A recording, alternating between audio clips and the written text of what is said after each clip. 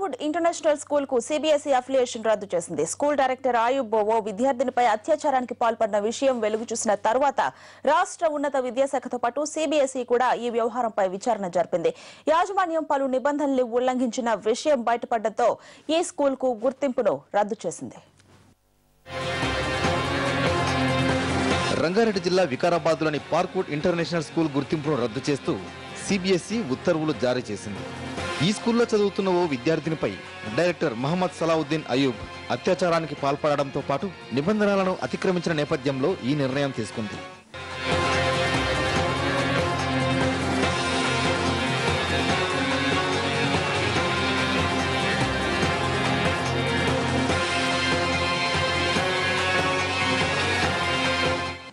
విద్యార్థినిపై అత్యాచారం, నిర్వహణలో నిబంధనలను తొంగలో తొక్కారనే ఆరోపణలు రావడంతో పార్క్వుడ్ స్కూల్పై సిబిఎస్ఈ విచారణ కమిటీని వేసింది.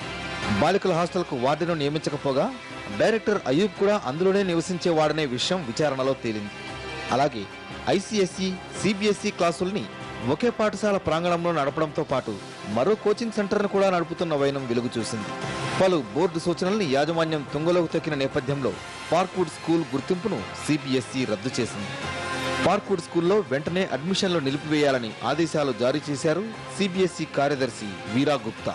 అయితే స్టూడెంట్స్ భవిష్యత్తును దృష్టిలో పెట్టుకుని ప్రస్తుత విద్యా సంవత్సరానికి సంబంధించి 9, 10, 11, 12 తరగతుల విద్యార్థులను పరీక్షలకు అనుమతిస్తున్నట్లు తెలిపారు.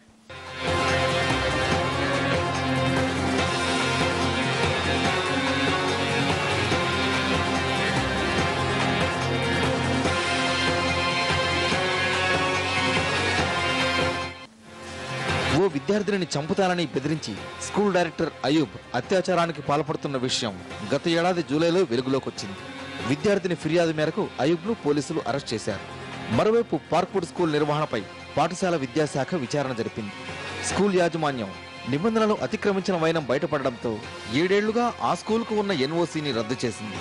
అలాగే గుర్తింపు రద్దు చేయాలని సిబిఎస్ఈని కూడా కోరింది.